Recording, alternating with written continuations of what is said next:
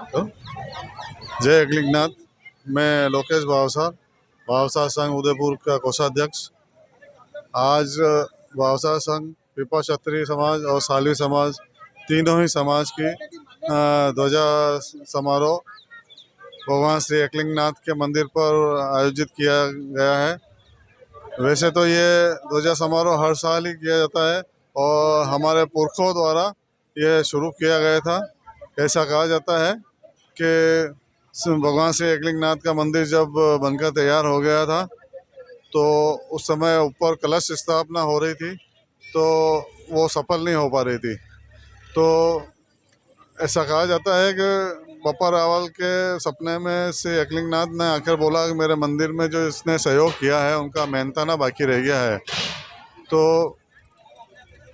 फिर ये मालूम करा गया कि किसका मेहनताना बाकी रहा। तो उस समय के महाराणा जो रहे हैं उन्होंने मालूम कराया कि पिपा क्षत्रिय समाज और भावसा संघ और सालवी समाज और एक नामदेव, चार समाजों का मेहनताना बाकी रह गया है। तो हमारे पुरखों को महाराणा ने बुलाया और कहा कि भाई तुम्हारा मेहनताना ले लो। तो हमारे पुरखों ने एक बोला कि हमें मेहनताना नहीं चाहिए, हमें एक साल में एक बार ध्वजा समारोह आयोजित करने का भगवान श्री एकलिंगनाथ के मंदिर पे सौभाग्य प्राप्त हो, बस यही है। और तभी से ही श्री भगवान एकलिंगनाथ के मंदिर पर यह ध्वजा समारोह होली के 15 दिन बाद अमावस्या को आयोजित किया जाता है। लोग यहाँ पर रात को मंदिर में एकत्र होते हैं, भजन भाव करते हैं। और कुछ 2-3 वर्ष से थोड़ा रेस्ट्रिक्शन हो गया है कि कम लोगों को अंदर जाने दिया जा रहा है सुरक्षा की दृष्टि से। तो इस बारे में हमने वर्तमान में जो लक्ष्यराज जी कंवर साहब है उन्होंने उनसे बात भी की है। तो उन्होंने उनके परमिशन से ही हमें ध्वजारोहण समारोह आयोजित किया जा रहा है और सभी हर्षोल्लास से इसमें भाग लेते हैं और आनंद प्राप्त करते हैं। जिन परंपराओं को उनके पिता ने शुरू किया, उनके दादा ने शुरू किया, वो कैसे उनको बहुत सहयोग करना चाहिए इसमें। हाँ, इसमें भी ये भी है कि उनके पुरखों, हमारे पुरखों ने और उनके पुरखों ने भी सहयोग किया इस कार्यक्रम में। लेकिन दिल पे राज करने वाला, आज दिन तक दिल पे राज करने वाले ही हुए हैं मेवाड़ घराने में।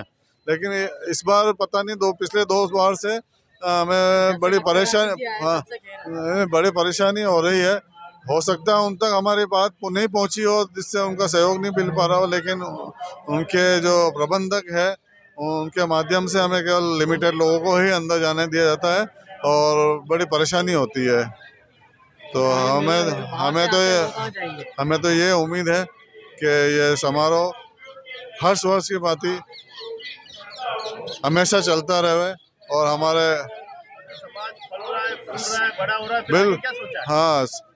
समाज फल फूल रहा है और इसके विकास के लिए हम सभी कर्तव्यनिष्ठ हैं और उम्मीद करते हैं कि सभी का सहयोग हमेशा मिलता रहेगा और इसी तरह से ध्वजा समारोह आयोजित होता रहेगा।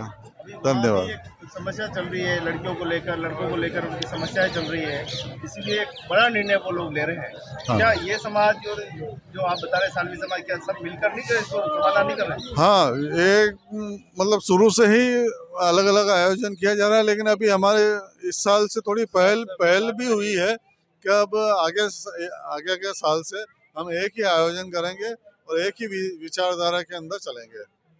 यही हमारा सामंजस्य से चलता रहेगा। बिल्कुल एकजुट रहे और सभी मिलजुल के रहे और रिश्तेदारी में भी वृद्धि हो, आपसी प्रेम रहे, भाईचारा रहे, हम यही उम्मीद करते हैं।